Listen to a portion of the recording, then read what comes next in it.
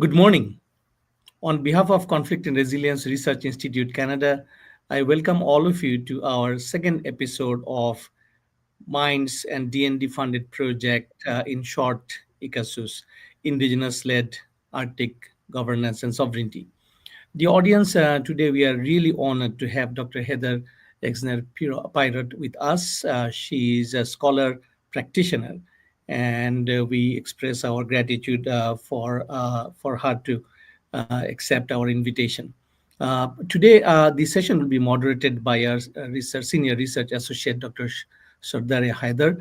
And before I hand over to him, let me do the treaty recognition. The institute is based on the original lands of Anishinaabe, Cree, Oji-Cree, Dakota, and Dene peoples, and on the homelands of Métis Nation. We all are treaty people, and we are all promise bound to work together in the true spirit of truth and reconciliation.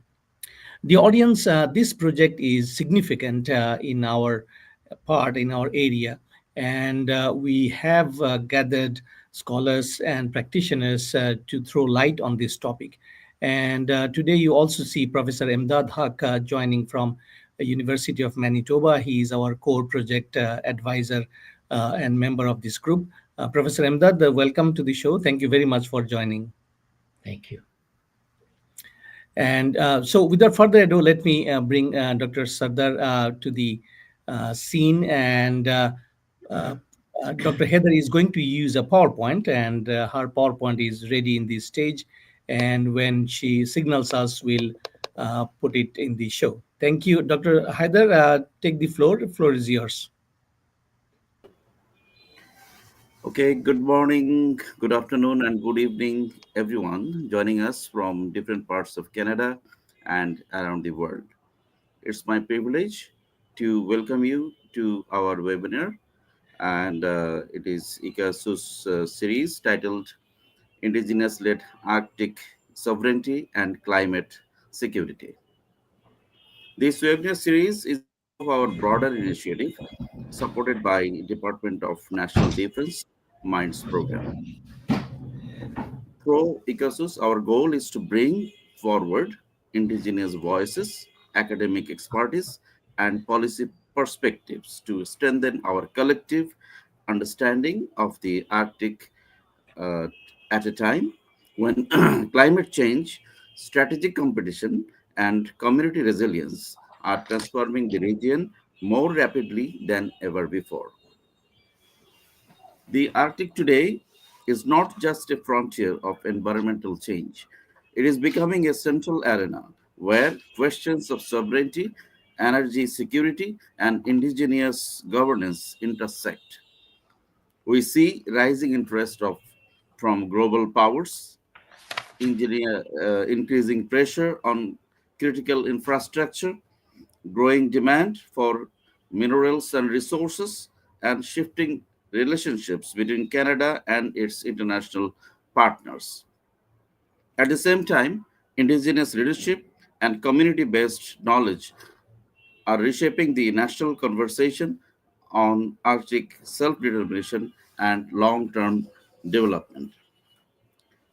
Our organization CRIC has designed this series to create platform for thoughtful, evidence-based dialogue where researchers, policymakers, indigenous leaders, and security practitioners can learn from each other. We are deeply encouraged by the interest this initiative has received, and we look forward to continuing this engagement across our upcoming sessions.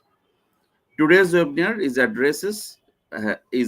addresses a topic that sits at the heart of Arctic policy discussion. That is the future of Arctic energy, governance, and indigenous development in a shifting security landscape. We are honored to have with us one of Canada's most respected voices working at this intersection. Today's session focuses on a theme that immense importance, that is Arctic energy policy, governance, and the intersection of resource development with indigenous partnerships and regional security.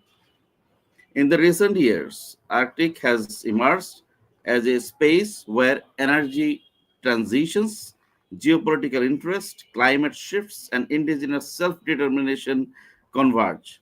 Few scholars and policymakers and policy thinkers have shaped this conversation as thoughtfully as our distinguished speakers today. It is my honor to introduce Dr. Heather Exner Pirot. If I pronounced correctly, I'm sorry if I done mistake. Dr. Heather is a senior fellow and director of natural resources, energy, and environment at the MacDonald Laurier Institute in Ottawa. She is also a managing editor of the Arctic Yearbook, one of the world's leading platforms for Arctic policy and research. Her work spans Arctic energy and critical minerals, indigenous participation in resource development, northern governance and regional economic development, Canada's role in global energy transitions, and broader Arctic geopolitics and security. Dr. Heather is widely recognized for bringing clarity, balance, and evidence based analysis to some of the most complex debates in Arctic research.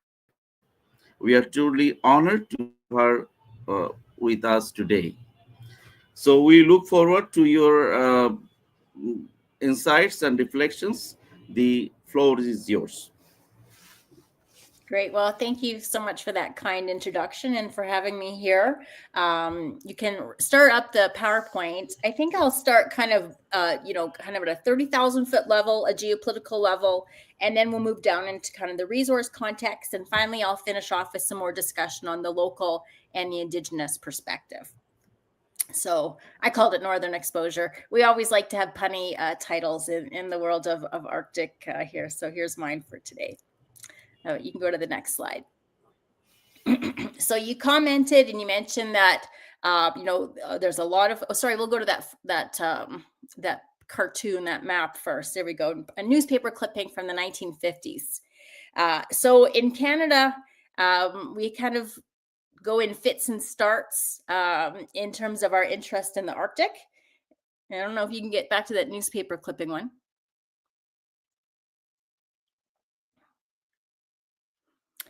Anyways, so the next slide there, if you can get there. But anyways, a little technical difficulty. I'll just keep talking. I'll stop waiting. So I'll just keep talking.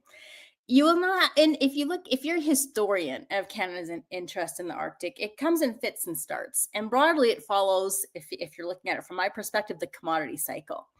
And so you may have, the last time the Arctic was hot was very much when Russia planted the titanium flag on the floor bed of the North Pole.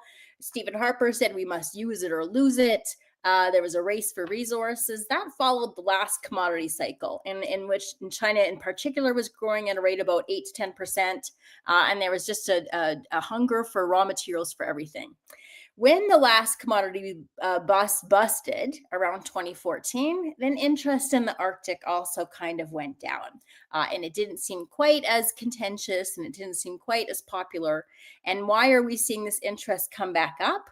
Again, is also the commodity cycle is coming back up. There's a lot of interest in critical minerals. There's a lot of interest in energy security, but also obviously because both Russia and China are kind of reasserting themselves, being a bit more aggressive in global geopolitics.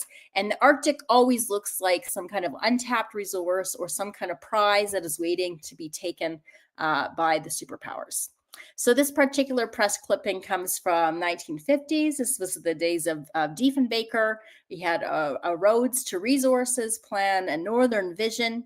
And you can see, there's Churchill on there, the oil sands, a road to Alaska, some of the same infrastructure that we are still talking about today. So I'll talk about why, sometimes this infrastructure just never gets built. It's always too expensive. Next slide. So starting with the geopolitical drivers, and then I'll do the national ones and then the regional ones. So what is driving interest? I'll start with the geopolitical first there. the previous slide. So why is the world interest in the Arctic? So there's a few things. One, I would think that kind of sparked interest was Trump's expansion of rhetoric, both about Greenland and about Canada becoming the 51st state, and also this annexation of Greenland, and Trump positioning it in kind of that, manifest destiny of the United States, the idea that they want to control the entire hemisphere, and also the idea that the Arctic is this vulnerable, unprotected area, and Greenland and Denmark and Canada are not doing their job to protect it. So the United States has to come in and protect it from China and Russia. So this kind of rhetoric, this kind of narrative has driven a lot of the attention this year. On top of that, you also have hot conflict, actual kinetic conflict in the Arctic for the first time since World War II. So in World War II, we had a war between Russia and between Finland, the Winter War. There was a little bit of overlap of World War II into the area, not much. But since then, it's been mostly a zone of peace. Of course, it faced a Cold War. So there was a lot of, it was seen as a military theater. It was seen as a venue where missiles would pass through on the way to strike at either Russia or the United States. But we didn't see hot conflict in the Arctic until this year when Ukraine had some drone attacks on the Kola Peninsula. The Kola Peninsula, why does Russia care about the Arctic so much? Or why does it seem like its Arctic is militarized? Largely has to do with the fact that its Kola Peninsula is a year-round ice-free port, and it's its only toehold into the Atlantic Ocean for the entire year. And so Russia has hosted its Northern Fleet on the Kola Peninsula. That's where Norway meets Russia, and Finland kind of sneaks in there as well. And that is a very important part of its nuclear triad. Its nuclear submarine fleet is based there, and it's an important part of its mutually kind of assured destruction, its nuclear deterrence strategy. So the Kola Peninsula is very important for the Russians. It's existential for them to have that capability, that second strike capability. But Ukraine was able to attack some of the forces with its drone attacks, very high-profile drone attacks this year. So this is new. Again, we're not seeing war between Arctic states, but for the first time in a very long time, we are seeing war in an Arctic state, in an Arctic region. The other thing that's driving attention is new weapon systems. And so in the kind of the old system, we had the North Warning System, and that was meant to detect Russian missiles. And everyone felt, pretty balanced in the nuclear kind of deterrent strategy. Now China in particular, but also Russia, are developing new weapon systems, hypersonics, that would defy our ability to detect them in time with the North Warning System. And that's why so much of the military discussion in Canada, so much of the Arctic discussion is about NORAD modernization. What that is meant to do is NORAD is the North American Aerospace and Maritime Defense cooperation with the United States. It is meant to develop new radar stations or new capabilities to detect these new weapon systems before they could hit us, or in time for us to intercept them, or hopefully just to deter an attack altogether. So that is why the money is looking to be spent on NORAD modernization. On top of that, there's this assumption, and I'll talk about this further later, that the Arctic is becoming more accessible with climate change. Almost every single story for the last 10 years about the Arctic opens with a paragraph about how it is warming, and therefore there's all these sea routes that have been revealed and all these resources that are becoming more accessible. But from the perspective of a resource developer, there's nothing cheap or easy, and there's nothing easier really from climate change about resource development. In many ways, it makes things more expensive. And finally, as I mentioned before, it's just the concern of global supplies of energy and critical minerals. The Arctic looks like an untapped reservoir of so many of the minerals and energy that we need. And so whenever there is a commodities boom, the focus goes back to the Arctic. Why the Arctic is kind of the first place that falls off the radar is because generally developing resources there will be about twice as expensive as developing it anywhere else. Next slide. So that's an international side. From a Canadian or national perspective, what is driving this interest in the Arctic? One is NORAD modernization, as I mentioned, and this desire, this need, this commitment to spend 3.5% of our GDP defense spending. And a lot of that alliance share seems to be will be protecting the Arctic or going into NORAD. This desire for trade diversification away from the USA, which has led to a new focus on nation building infrastructure, on ports, on roads, on mines that are going not to the south, but to the north, as well as the east and the west. And then still our own tensions with Russia and China. We're still very much part of a Western alliance, still on the same page broadly with the United States there. And Russia and China have become more aggressive and more adversarial in many ways in the Arctic in the last 3 or 4 years. Not to mention the illegal invasion of Ukraine, where that tension really starts to pick up. Next slide. And from a local or regional perspective, so thinking of the territories and the Indigenous people that live there, what drives their interest, in this discussion is just perennial infrastructure deficits. And so anytime there is a commodities boom or anytime there is more defense or security interest, sovereignty interest in the Arctic, the territories and Indigenous groups will use that to advocate for more infrastructure investment.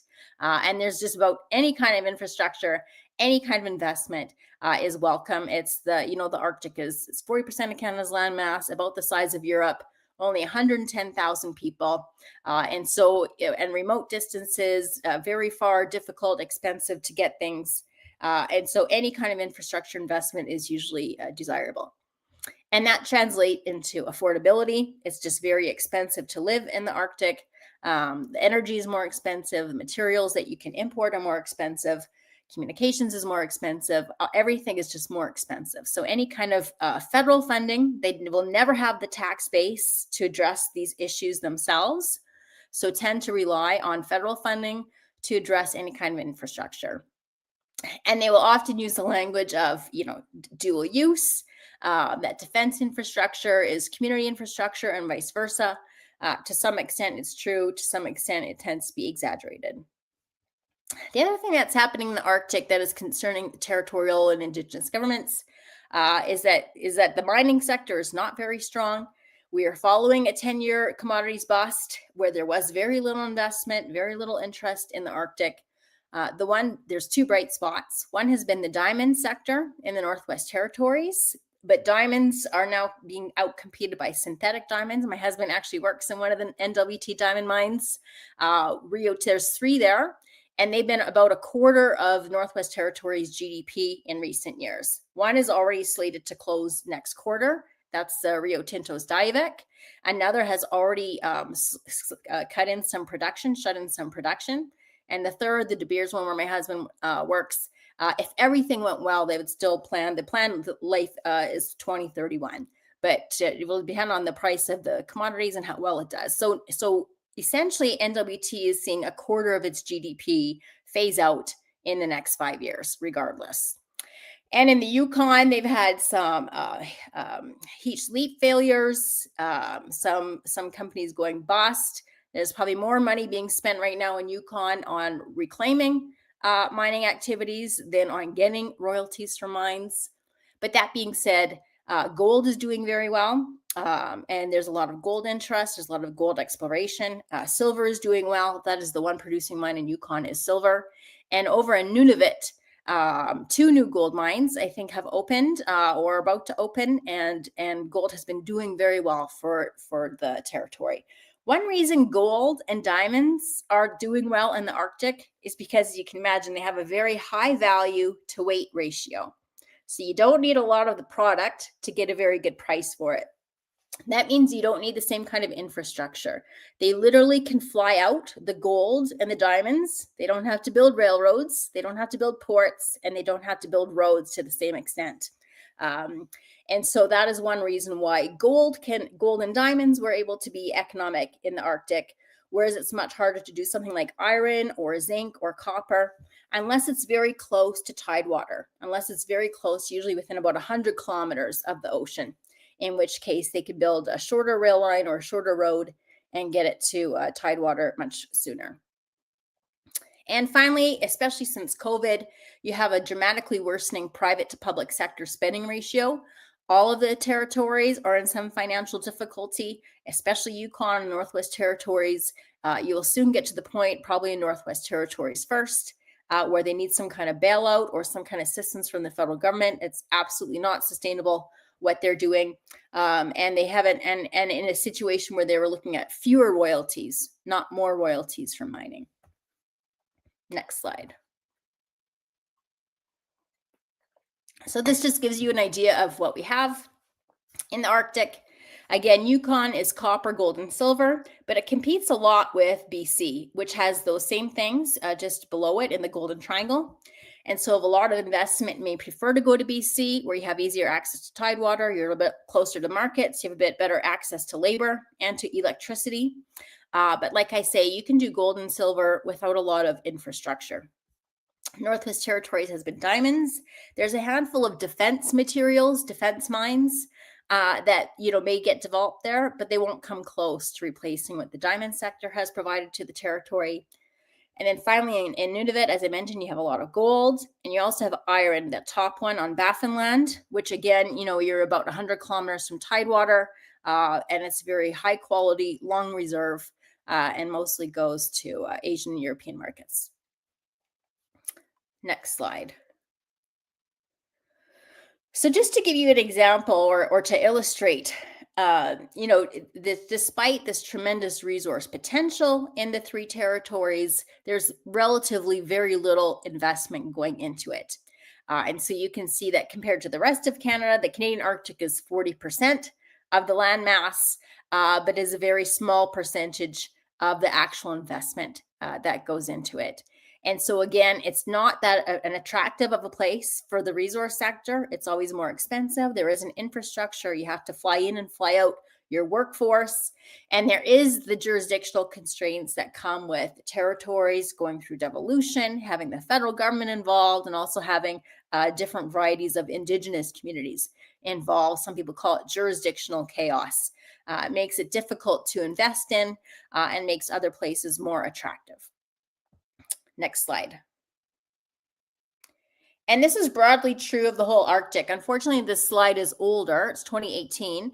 This is from the Arctic Economic, I forget what they call it. It was Arctic Economic, anyways, from the Arctic Council's Sustainable Development Working Group. And they looked at all the economies of all the Arctic. I think they're doing a new one that should be coming out this year or next year. But broadly speaking, you can just see that Canada has a huge area in the Arctic. We're the second biggest Arctic state after Russia in terms of the volume of land, but the population is extremely small, and the contribution to gross regional product is extremely small. So we definitely punch below our weight in terms of the area we have and the economic development we have. And you can see that Russia absolutely dominates not only the land, it's half the land, but it's 2/3 of the population. It's 3/4 of the regional GDP.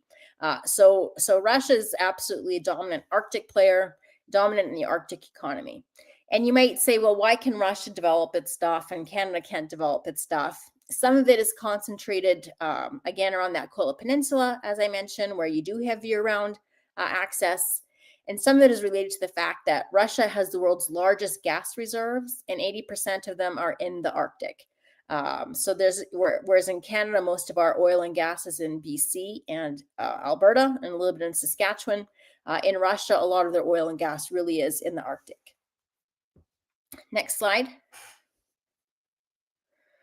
So just to give you an example of what this looks like from the regional perspective, how susceptible they are to the boom and bust of the resource sector. As you can see, over the last 15 years, 20 years, and this also follows kind of social opposition to extractive industries, that public administration, just after COVID, finally overtook mining, quarrying, oil, and gas as the biggest driver of the Northwest Territories economy. And so this was obviously true in spending, in federal transfers, and in employment, but it's now showing up even in GDP, that public administration plays a bigger role than mining, quarrying, oil, and gas. And there hasn't been a lot of oil and gas. You can see how it's declined in the purple on the left. That in the last commodity cycle, there was a lot of interest and there was a lot of investment in the Northwest Territories in oil and gas. but after, just became much more expensive compared to the oil sands, compared to shale in the United States, and that very much declined over time. And you can see diamond mining has gone through a few cycles depending on the price of the commodity, but should be in kind of a terminal decline from now on. Next slide. And part of it, the geology is quite good. Yukon I have here as an example, top 10 for mineral potential, but these jurisdictions are not attractive for their policies, that they don't make it easy for the resource sector to get the permits, to get the approval, to do the operations. There's also very burdensome requirements. You can see that Saskatchewan is the most attractive mining jurisdiction for policy in Canada. The only one in the top 10, but that Yukon, Northwest Territories, and Nunavut are on the very other side of the spectrum, not attractive places based on the policy, and so could match their geological potential a lot better if they had more open regulatory environments for this kind of investment. Next slide. So just to put, a point, an exclamation point on it, there's often an idea that climate change drives Arctic development, and that, that with the sea ice melting, that is much easier to do development. But 90% of the decision is always going to be about the commodity price. And is the commodity price one that can sustain the very expensive operations that you have in the Arctic? So again, as I mentioned, it's that distance from market, the lack of infrastructure, your expensive fly-in labor force, harsh conditions, high environmental standards, all makes it very expensive. And the Arctic's interest ebbs and flows with the commodity cycle. Next slide. So we are entering a different commodity cycle, however, and as I mentioned, all those other geopolitical drivers that is making the Arctic of interest to the federal government and to other governments. And so these are the ones, if you've heard of the Major Projects Office or Carney referring these projects and calling them projects of national interest based on the C5 legislation this spring, these are the Arctic ones that have made the list or been floated on the list. So the top 3 have actually been referred to the list, some of them just a few weeks ago. So the Northwest Critical Conservation Corridor, in terms of the Arctic, that's really about a transmission line from Yukon to BC. And the main interest in that transmission line is to get power to mines, that all those mines are very energy hungry. You still have some energy or climate goals, so you'd rather that they have as much electricity as possible rather than diesel. LNG could be an alternative, but it's better to have electricity. And so the idea is to try to get more electricity to all these potential deposits that seem to look attractive, but again, don't have the infrastructure. Then we have, and this would be of interest to all of you at the University of Winnipeg or in Manitoba, the Port of Churchill, and that's been talked about. Of course, the Port of Churchill has been operating for over 100 years. It is still very much a seasonal port. It does not ship out very much. It's already received about $500 million in upgrades and still has very few commodities interested in shipping out of it because of its seasonality. It's seasonal and it's expensive. And so you might rather have 12-month operations out of the West Coast than having to go through Churchill. And a hydroelectricity project for Iqaluit was just announced. Motherhood and apple pie. No one really against getting more electricity for Iqaluit. That is a city that is always short on infrastructure, always is bursting at the seams. And also it's the site for one of the 3 northern hubs. And so if you want to have more military basing and more military personnel, their activities will require more electricity. That's another one of the impetuses for that. Other ones that have been floated is that Arctic Security Corridor. Very good marketing to call that an Arctic Security Corridor in Canada. Certainly gets everyone's attention, but really it's just a road and a port. And there are no mines connected to the project as of yet. There's some deposits that we know that are in the area, but no mines. You have and Grays Bay positions itself as potentially being a port that the Canadian Navy or the Canadian Coast Guard could stop at and resupply. But we already have Nanisivik just a few hundred kilometers down the way that has never really, it is still not fully operational. and hasn't really upset operations too much. So not a great defense argument for it. There's the Qikiqtarjuaq deep sea port, which is mostly for fishing. The Kiva Lake Hydro Fiber Link, which would link Manitoba hydro electricity into southern Nunavut, where there are a few gold mines, not a lot of people. So very expensive hydro fiber link for about 15,000 people. Tallston Hydro expansion, the Northwest Territories, and improvements to the Mackenzie Valley Highway. So we'll see how much the government funds those. Again, they put aside $1 billion Arctic Infrastructure Fund, but you certainly, can't do, a lot of these are $1 billion projects in themselves. So we'll see they'll have to have some private sector interest as well. This is good. So I'm getting closer to the end here, but I just want to talk about Arctic shipping. Again, this idea that climate change is opening up the Arctic. One thing we found, this is Jackie Dawson, some of you might know, there might have been some of this work also done at the University of Manitoba and University of Winnipeg, but even though the ice is definitely melting, it's not necessarily resulting in easier shipping. And one reason for that is because the ice used to be much thicker. It was multi-year ice. Now that has degraded, and you have much thinner ice that pops up in unexpected places, is less predictable, is a bit more bergy, and is even creating some choke points in some areas where there weren't choke points. And so even though the ice is melting, this has counterintuitively resulted in the Arctic shipping season shrinking, despite that lower ice coverage. This is absolutely true on the Canadian side in the Northwest Passage, but it's also pretty true on the Northern Sea Route. And they have talked about how it's still very difficult shipping conditions, and they expect that for a few more decades. Next slide. Part of the reason why that is you remember Al Gore in Inconvenient Truth saying that, we expected the Arctic sea ice to be gone by 2030.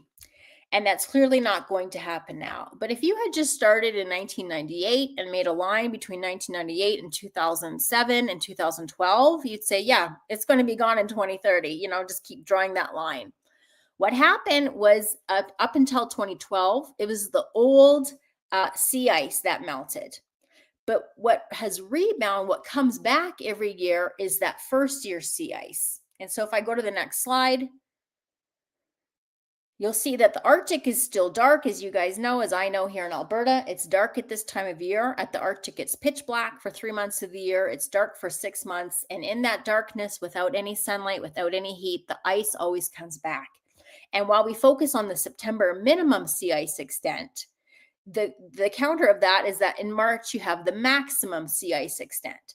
And even though you have lost some sea ice in the last 20-25 years, you can see that that is not an area that is going to be seasonally ice-free for a very, very long time. That about 95% of that ice extent in the winter is still there, which is to say that Arctic shipping, in a best case scenario, you're going from about a 4-month to a 5-month season.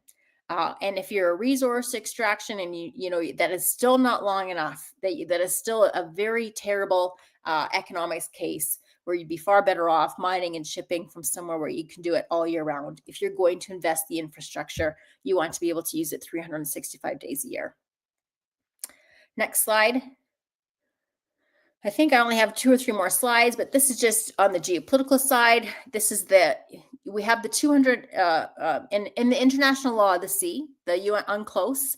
Everyone has a 200-mile exclusive economic zone, and so that is not particularly contested. And by the way, almost all the oil and the gas is located in that zone. So there's not a lot that we expect in this internationally contested area in the middle. All the good stuff is closer to the coast anyways, and you can imagine how much more expensive it would be to extract and to drill in the middle of the Arctic Ocean. So no one is scrambling to do any kind of resource development there. It's really about, states just want to maximize their territory and keep it for the future. So although you might have heard about these boundary disputes with the extended continental shelf, there is no resource sector interest in it.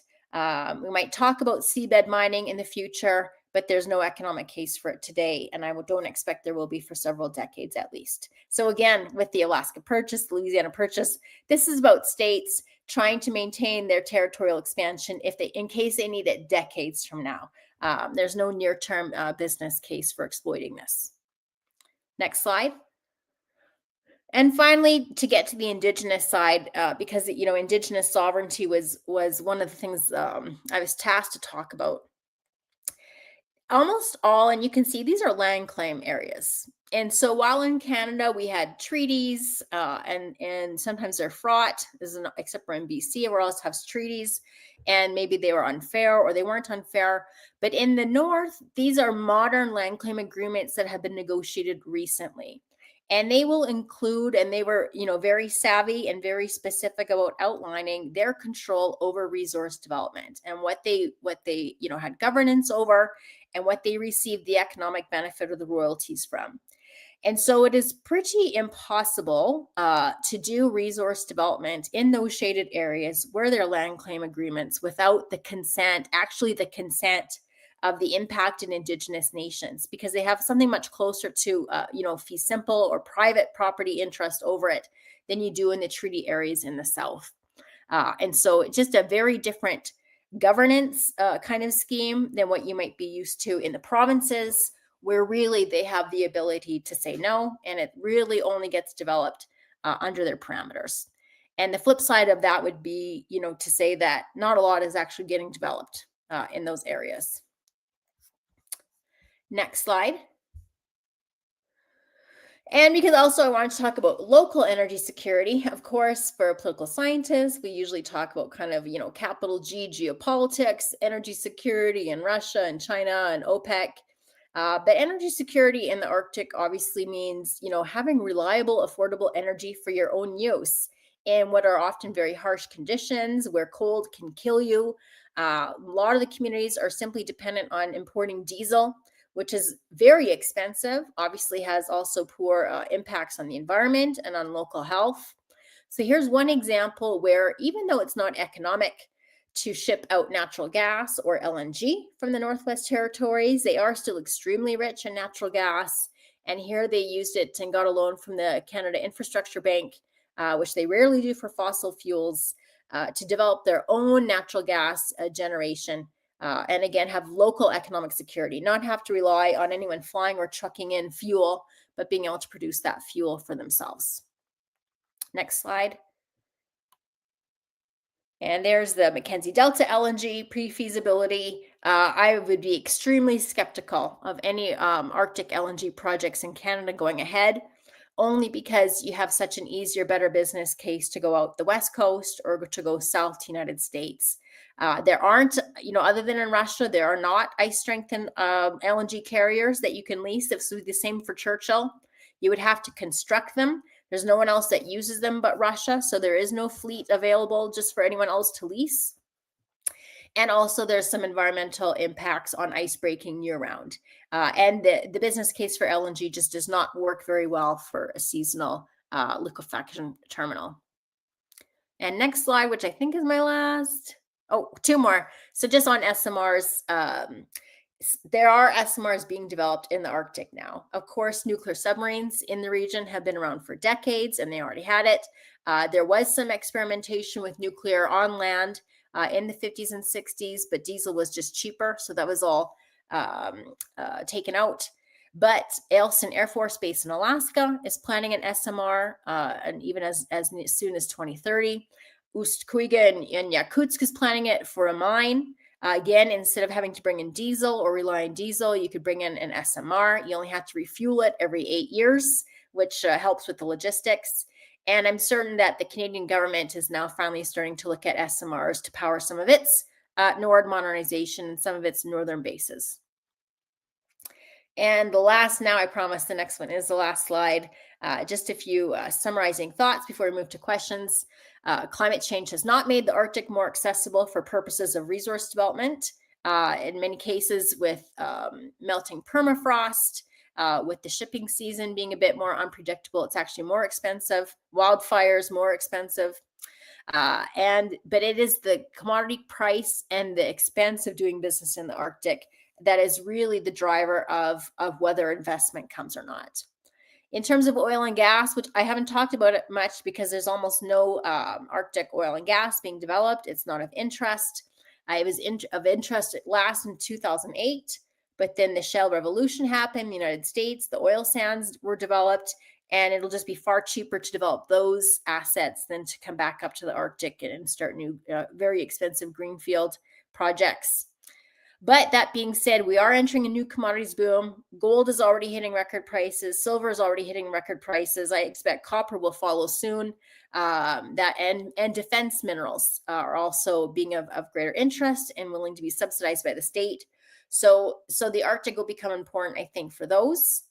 And just to highlight that the local energy security, if they talk about it locally, there's almost never a business case. They will never have the taxpayer base or the rate base to justify infrastructure costs on their own. So it's always about the political or the social case when you're trying to attract federal funding. You won't get business funding in general for that kind of infrastructure. And with that, I will conclude, and I'll look forward to questions. Thank you very much, Dr. Exner Pirut, for that thoughtful and deeply informative presentation. Your insights on energy transition, indigenous partnership, and Arctic governance provide a strong foundation for the discussion, and we hope to advance our project accordingly. We'll now move into a short conversation, and right after that, I shall request Mr. David and Professor Imdad to ask question. So, I'd like to ask Dr. Exner Pirot, you have emphasized the importance of meaningful indigenous participation in natural resource and energy development. In your view, what models or approach show the greatest promise for ensuring that indigenous communities benefit equitably from emerging Arctic energy and critical mineral opportunities? Yeah, great question. So I'll kind of go territory by territory because they illustrate the different kinds of benefits communities can get. So the Northwest Territories is where you saw the biggest commodities boom in the Canadian Arctic in the last 2 decades in the diamond sector. And there was very few Indigenous businesses, or they tended to be very small or unsophisticated 20 or 30 years ago. But with duty to consult, which was a Supreme Court decision that said there's a duty to consult Aboriginal peoples before you do anything that can impact their rights, and resource development always impacts their rights. So since 2005, there's been a duty to consult and accommodate, and that gave a lot more leverage for Indigenous communities to negotiate better deals. And that also spurred the development of Indigenous economic development corporations. So kind of the arm's length business arm of Indigenous communities, where they would practically realize some of the agreements, the contracts, the procurement that was negotiated. So in the Northwest Territories, you have a handful of very sophisticated Indigenous economic development corporations that grew up with the diamond industry, that it was part of the impact and benefits agreements. And they're now, there's some 100 million plus Indigenous businesses, and they do very well. And the closure of the diamond mines is a big threat to them, because that has been their bread and butter, the lion's share of their business income. They've developed capacity, they've bought equipment, they have workers with good skills, and you hate to lose that capacity. So now the question is, can they do rehabilitation? Can you move into rehabilitation? Can you move into road building? Are there other mines that you could be developing? Some of them are doing mining exploration themselves, doing their own mining exploration. So a very interesting evolution of those Indigenous communities and their business arms being involved. On the Yukon side, similar, but probably not as sophisticated, because the mining sector wasn't quite as sophisticated in Yukon, but some individual First Nations being beneficiaries of mining activities by some mines.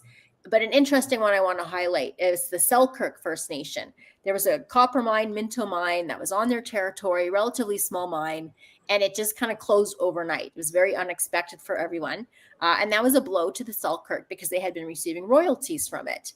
And what happened is they actually bought it themselves. And so a couple months ago, I don't know where they got the financing. It hasn't been revealed, but certainly they would have gotten some help from some levels of government to purchase that Minto mine themselves. Now it's called the Selkirk mine. And now they will be the operators and the managers, and they will work on opening it and getting all the royalties from it again. So again, there's strong interest from First Nations, but they always want to be involved. And that's how they trust that the process, the environmental side, is also very good. And finally, in Nunavut has been a different model. All the mines that have opened up in Nunavut are on Inuit lands, Inuit held lands, not the territories' lands, but ones that were part of the land claim agreement, the Nunavut land claim agreement. And so they get the royalties and they do most of the negotiations for it. So in that case, in Nunavut, there's some employment targets, there's some procurement targets, but they will be the beneficiary of all the royalties coming out of those mines rather than the territory, the Nunavut government itself, which creates an interesting dynamic between the Inuit groups and between the territory of Nunavut, because different players have different incentives to see these mines go ahead. Anyway, so those are the main things: training, employment, procurement, and royalties, and then sometimes outright ownership or equity in a project. Oh, thank you, Dr. Exner. Mr. David, if you have any question. Yeah, that was a great presentation from an economic perspective. And my background has been in the, I was once Minister of Energy and Mines in Northern Native Affairs in Manitoba, but I also served on the Nunavut Planning Commission for 3 years. So I got an insight into the challenges there. My question really relates to human security and population is, of course, an issue. The presence of people in our north is a human security issue, and it then brings about the needs for food security and the needs for enough own source revenue that they have effective self-government. It's not a dependency on the South and federal government and so forth. I'm just wondering if focusing on that aspect, what is the best sustainable long-term future for Indigenous populations in the North to protect the environment, but sustain themselves, and by their sheer presence and flourishing societies provide security for our country by simply being there. Yeah, I mean, that's the $1 trillion question. So it's difficult. For me, I have a particular perspective on this, which maybe not everyone would share, but I think mine is grounded also in evidence, is that more resource development will produce more own source revenues, which will produce more self-determination, which will produce better outcomes. So that is my strong conviction. And we have seen a tendency, it is easier to get money from Ottawa than to develop resources. Actually, it's very hard to open a mine and develop it and do the training and create the business. But all of that process is capacity building. Getting money from Ottawa does not produce any capacity. And it has been, I think, too easy in this country for territorial governments, for Indigenous governments, to prefer the easier way, and you get, and the elites, political elites, have been incentivized to just get more money from Ottawa, and again, not only, and I think you miss out on the revenues and the self-determination, the capacity building when you do that, and that's why I love the story of Northwest Territories and those Indigenous economic development corporations who have commissioned their own economic analysis to say how important that sector was to them and how much they got in jobs and in revenues. That was published in the Northern Review a few months ago, because it really did create capacity. And now some of them, because the diamond sector is slowing down in Northwest Territories, they're actually competing for business in other jurisdictions. They weren't only successful in the Northwest Territories with guaranteed contracts. They're a good business that be competing for other business elsewhere. And it's very concerning to me that the direction is to become more dependent on the federal government, when already 80 or 90% of their budgets will be federal transfers. So these are dependencies, frankly, on the federal government. And then you make perverse decisions, I think, that you don't spend the money the same way that you would spend it if you had to earn it, through taxation or through resource revenues. You spend it in different ways that it's just the easiest to get money from Ottawa. And the Arctic Security Corridor is one example, I think, that will fit that bill, where if, say this thing is $2 billion, if you said to the territories, I'll give you $2 billion, spend it however you want, I don't think they would spend it on the Arctic Security Corridor and port. I think they would find community water treatment plants. I think they would find schools. I think they would find, training programs, education. I think they'd find a lot of ways to spend $2 billion. But if it comes from Ottawa, the only way you can get attention is for a major project called Arctic Security Corridor. And so I just don't think the system that we've developed lends itself to the best allocation of money and capital. And that money all comes from some taxpayer. It all comes out of someone's pocket at the end of the day. So whatever incentives, again, when you earn your own money, I always think you make better choices with it. I just wanted to, if I may, add a follow-up, because I totally agree with what you said. And is there not a greater opportunity to do better than what we did in the South with Indigenous peoples, where really, with the Indian Act and the whole ways of fostering and expanding dependency rather than reducing it through building capacities and the ability to self-government. I know as a Northern Affairs Minister, one of the first things I did was I looked at it and I saw since 1970, not a single Northern Affairs community in Manitoba had become like an autonomous municipality.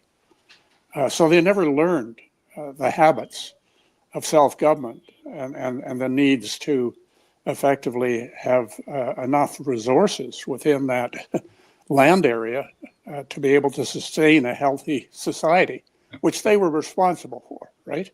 Yeah. So in the North, in the South, we've had, of course, this goes back to even before Confederation, but in the North, the Inuit peoples were, of course, self-sufficient and relatively healthy, and certainly were self-determining. And I'm just wondering if the fact that they've had less generations of dependency may mean that they have a better opportunity with proper federal government policy to develop supportive policies for own source revenue generation with the capacities to be able to develop them in ways that are consistent with their value systems.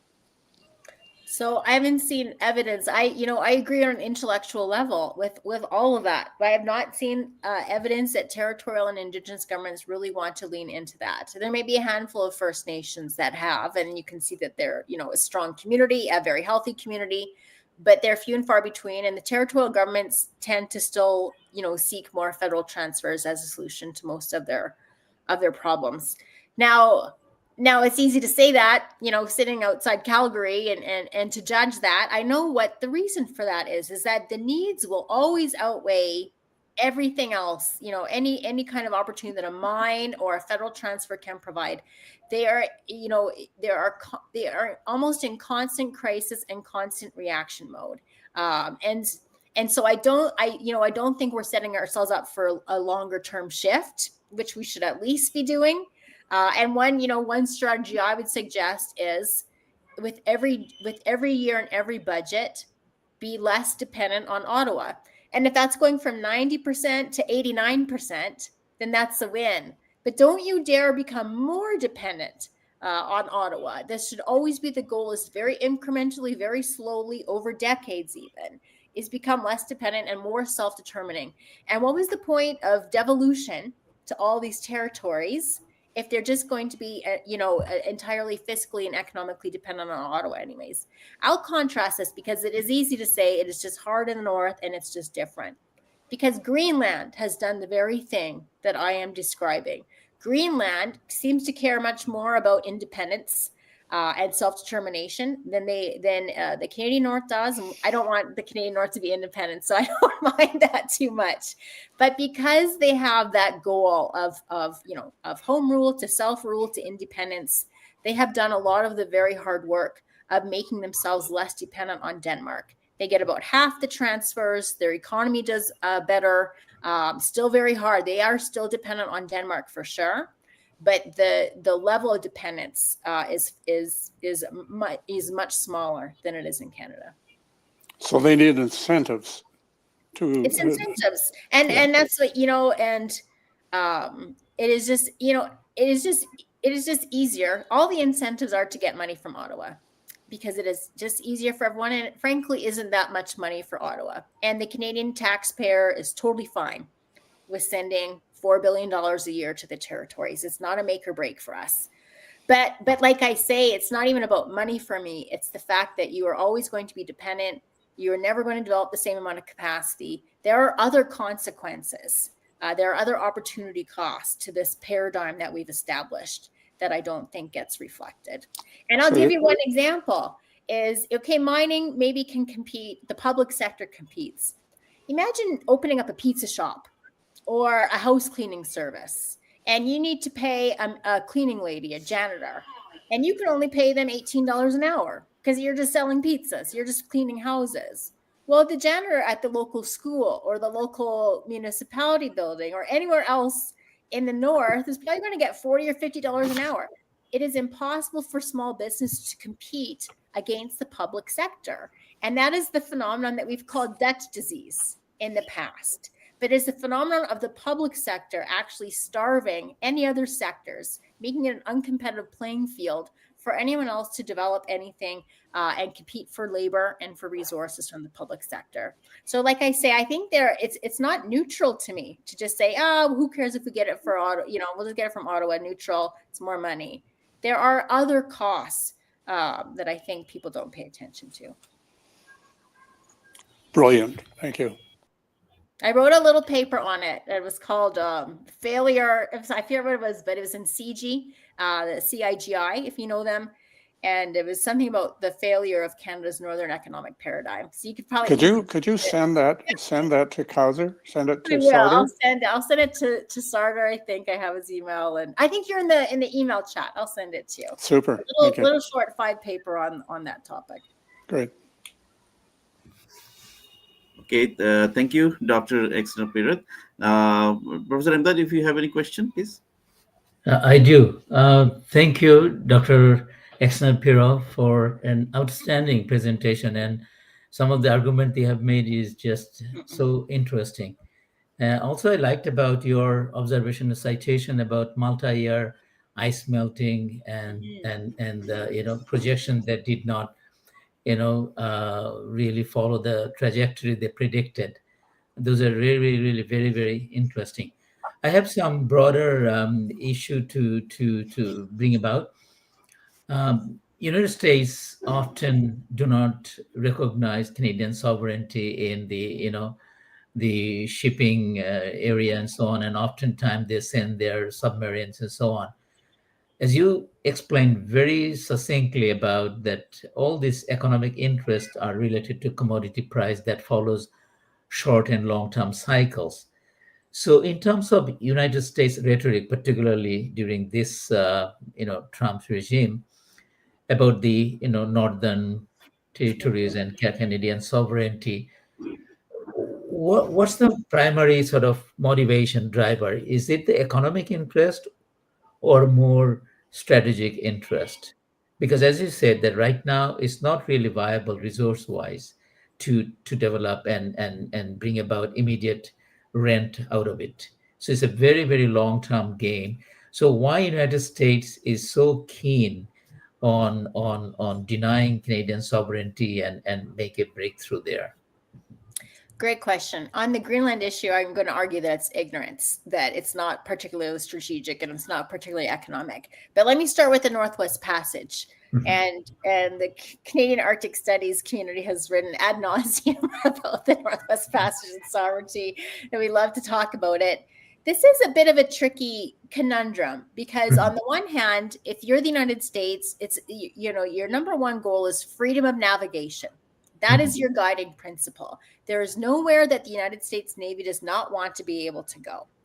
And from a legal perspective, why they have not been willing to say that the Northwest Passage is internal Canadian waters is because there's a fear that that would set a precedent in all these other choke points, like the Malacca Strait.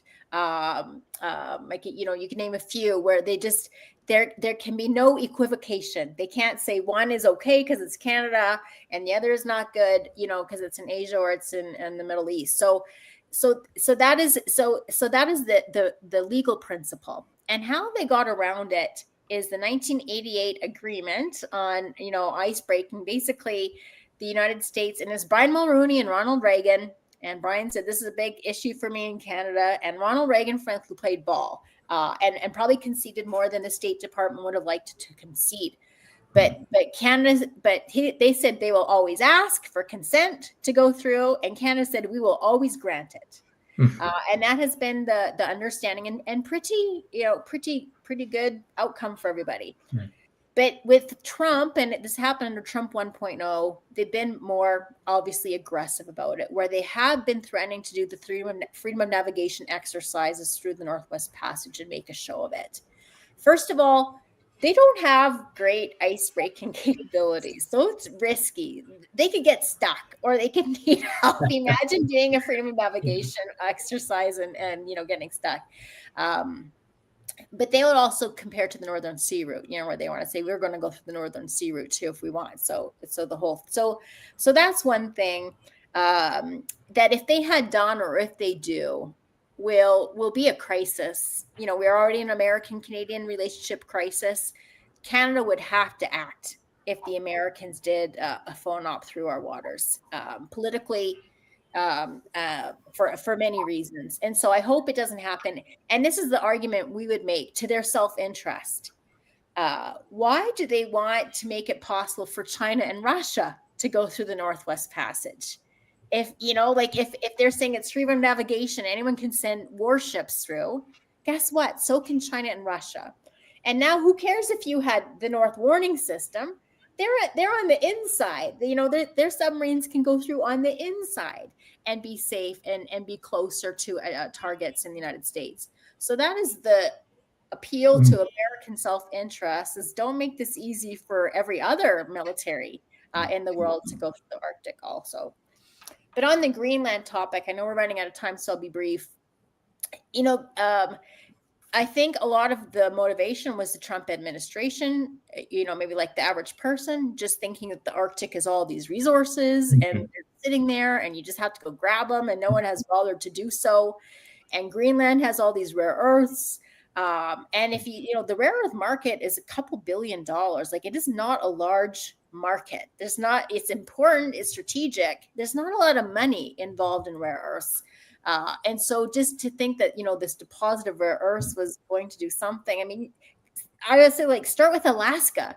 If you guys want more critical minerals, start with Alaska that they totally neglect. You know what I mean? There's lots of things out there that they don't. So to me, it was just based on those superficial understandings of the Arctic. You're United States, you want to have it all. You deserve it all. I mean, frankly, no one can stop you militarily. But is it strategic? I don't think so. To offend Denmark, a NATO ally. Now, Denmark, what did Denmark do? Used to be that the United States still has a base there. They could have expanded if they want. Denmark would never stop them. Now Denmark is buying French equipment, and they're under if you ask me, they're under the French nuclear umbrella now. That the United States is their top security threat. Sorry, I don't know how you would conclude otherwise. So strategically, to alienate a NATO ally like that, where you do have a military base, where you do need access, I just thought it was an own goal. Yeah, I agree with your explanation about United States. It's basically ignorance and you know, and rhetoric, that superficiality was the main driver. I have another issue to explore with you. With regard to Canadian federal strategy right now to develop the energy corridor, which is very expensive and may not pay off in the short run. But as you pointed out, that climate change in the short run, that ice melt and seasonality will not go away. But in the long run, I mean, because these are accumulated snow and so on, and you see that multi-year or old ice already melted, and so it's yearly thing that is coming back and recharging. But in the long run, as you can see, that is opening up the Arctic corridors and so on. And this energy infrastructure cannot be built overnight. I mean, it takes decades. So for Canada as a nation, if they look at very long term or intergenerational sort of sustainability and sovereignty, particularly about the North, isn't a better idea to take the pain right now and invest in the energy corridor building right now, multiple years? What are your thoughts in the long term perspective? I mean, on the one hand, you don't want to alienate Canadian Northerners and make them more susceptible to misinformation campaigns from the United States or for Russia, and to say those guys in Ottawa don't care about us. Maybe we should look around. And we've always seen that with Chinese investment in Greenland and in Northern Canada. If Canada doesn't want to invest, we're going to look for Chinese investment. And so I think maintaining, a certain level and just, basic human dignity. These are Canadians. They deserve to have a certain level of quality of life. But in terms of, it's the maintenance of these things that people don't appreciate. And we have built it and they have not come. We built the Inuvik to Tuktoyaktuk road with the thought that you would open up oil and gas. It didn't. Well, now you have to maintain that road. It's, I think, tens of thousands of dollars a kilometer a year because it's on melting permafrost. Churchill and the Hudson Bay Railroad, which you guys would know, is extremely expensive to maintain. It's not getting used. There's no use case. It's the Manitoba taxpayer that is paying that today to maintain infrastructure that is providing no economic benefit back. And then the Dempster Highway, which was built for World War II, but has never really, it's good for tourists. And if you want to drive to Alaska, okay, I get it. I drove to Tuktoyaktuk. That was fun for me. For sure. Is there a justifiable economic impact of having to maintain all this? And this is what I wonder about the Arctic Security Corridor. There's no mines attached to it that are saying we will use that road, and we will pay tolls on it. No one has said they're going to pay tolls or use the port yet. Maybe they will. Maybe if you build it, they will come, but no one has said that yet.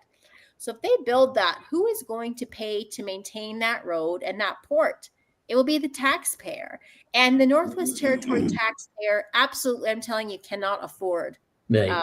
the maintenance of such a road, of a new 300-kilometer road across very difficult terrain. And so that is, those are the unfortunate, again, is there a way to spend $2 billion in 10 and 20 and 50 million increments that would help out the North, the Canadian Northerner to be more supportive and live their best life and have a higher quality of life that isn't a road where no one lives? Yeah, thank you. In the long run, obviously, the Arctic is going to open up for sure. I mean, there's no doubt. So it's a matter of question of time that when Canadian Southerners will need to continue to subsidize that part, but that infrastructure will be needed. May not be in our generation, but in the next generation for sure. And I would say, when it's accessible and it makes economic sense, the private sector will be looking to invest in that infrastructure. Yeah. Thank you for very insightful Yeah, thank you, guys. presentation and knowledge sharing. Appreciate it very much. Right. Thank you, Professor Imdad and Dr. Exner Pirat. Now, our research assistant, Sadman Saqib, has a question. Saqib, please go ahead. Thank you. So, Dr. Exner, I do have some questions actually. So, in your presentation, what I saw is that the existence of nuclear submarines in the Arctic.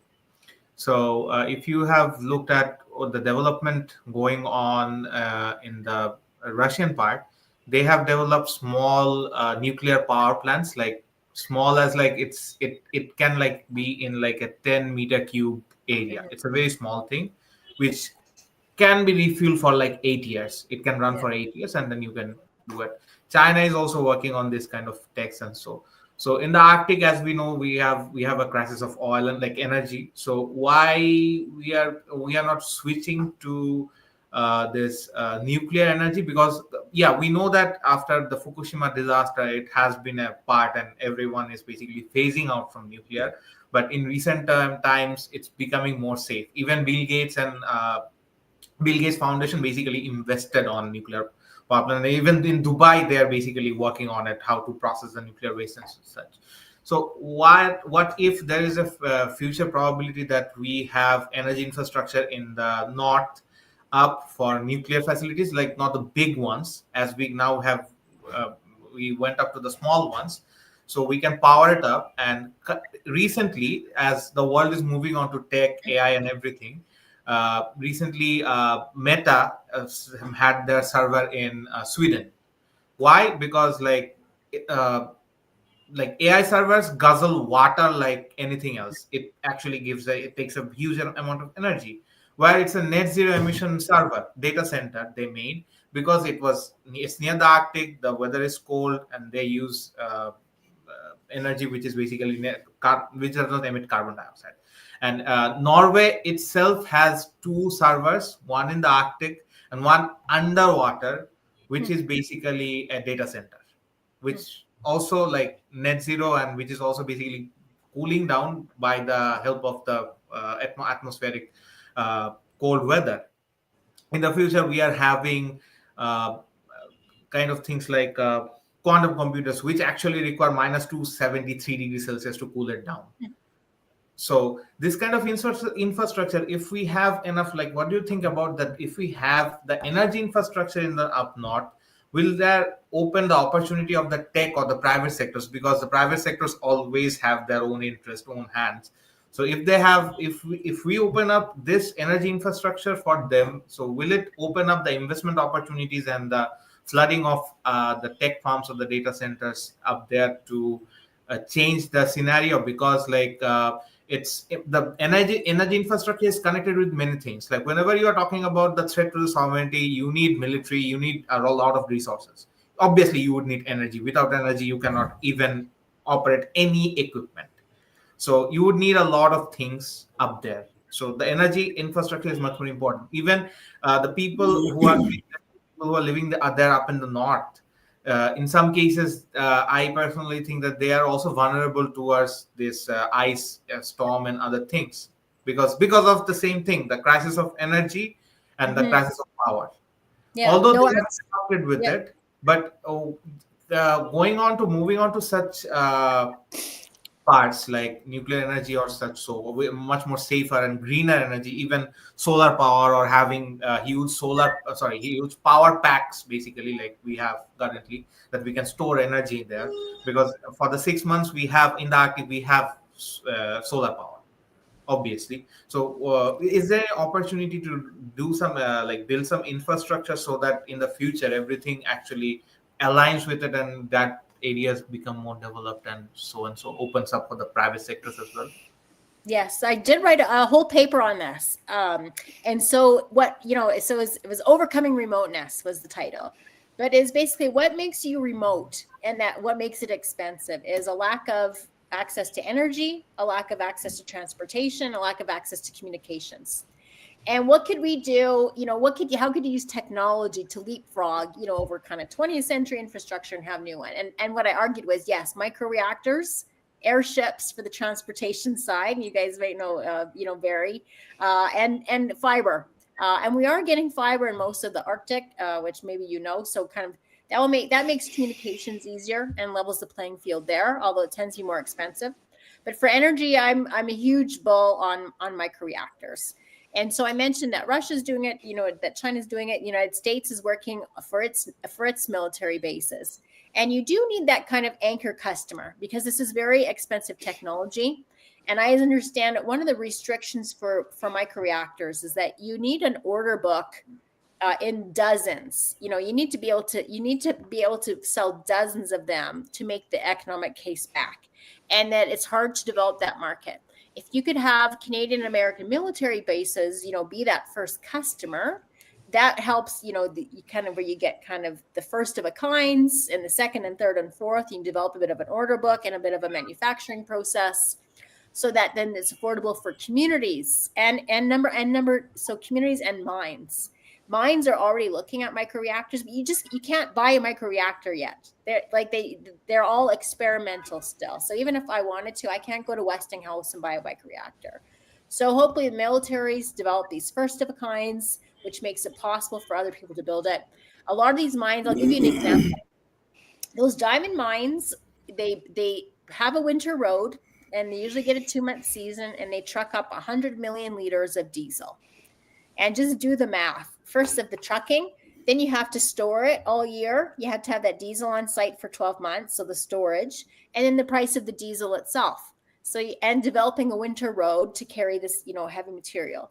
So that's $200 million a year. And they're going to live, lifespan should be 20 years. So now you're talking about, I forget to do the math, but it's like over 4 billion. Well, now if you get a microreactor for a billion, all of a sudden that looks like a pretty good deal. Do you know what I mean? Is that, okay, you can cover, you don't need the diesel generator anymore, all this, all that. So mines are definitely interested in it. It's just that you cannot buy them yet, and you don't know how much they're going to cost yet. We've been talking about this for 2 or 3 years in the Arctic, and you would think that the social license will be a big deal.